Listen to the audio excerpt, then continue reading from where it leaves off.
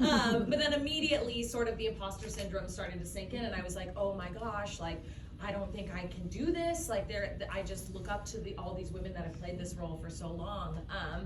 And so very quickly I had to sort of just not look to the side, I love that quote, and just look forward and realize that I had to make Glinda my own, and that was the only way that it was gonna feel truthful and honest to me.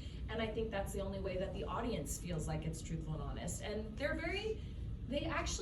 creative team is really helpful in terms of like, they allow you to sort of find your own Glinda. That's why I think everyone has favorites, and it's such a wonderful thing is that we all bring ourselves to the role, and we all bring something different to Glinda and find our own Glindas. So finding my spazzy Glinda was like that. I just have a lot of energy, if you can't tell. So I just brought that to her, and we sort of went like this together, and that relieved a lot of the pressure, because I was like, as long as I'm being honest to myself, I can't go wrong. You know what I mean? That's just the way that's who she is to me, and she's precious to all of us. And I think that's what makes it such a lasting legacy, is that every time you see the show, you're gonna see a new version of Glinda, and that's so refreshing and so wonderful.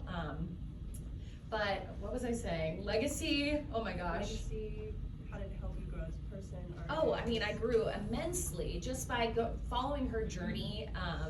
Like kind of what Allie said, it's like you're reminded nightly the importance of friendship and the importance of doing the right thing and the importance of following your moral compass, and that only can trickle down into your life and influence all of your choices. And I'm sure for all of you that you feel the same way, because Wicked is so precious to all of us, right? We all see ourselves in these characters, and you can kind of, in any situation, be like, what would Glinda do? Or maybe more, what would Elphaba do in this moment? What would Act 2 Glinda do? Glinda, after she's been on the journey, do. But yeah, it was such a dream come true, and it's still special. You know, I did it 10 years ago, so it's been a while for me, and it's still like Wicked shows up in my life every day, and especially this past year or 2 years now with the movies. It's so fun to see that like all the generations experiencing this story, and how much it means to everybody. And you know, people are always like, well, what did you think about it because you were in Wicked? And I'm like, but we all feel so attached to Wicked that, like, yes, I got the amazing opportunity to play Glinda, and I will forever be thankful to be a part of this sisterhood and have met all the people that I met and got to tell that story. But also, it means just as much to me as it does to you guys, and I know that you feel the same sort of things. So, the legacy of it, I think, just also getting out of my own way of being like, it's all about me, and what do people think about me?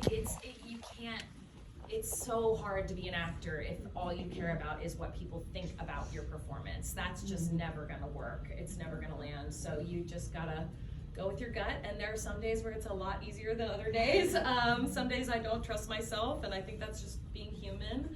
But playing her for 2 years like really taught me how to work through those days and where to find my inner compass and know that, like, no, just do the next right thing, and that what's right for you will be right in this moment. So I don't know if that was the answer to the question, but woo, oh my God, I'm sweating.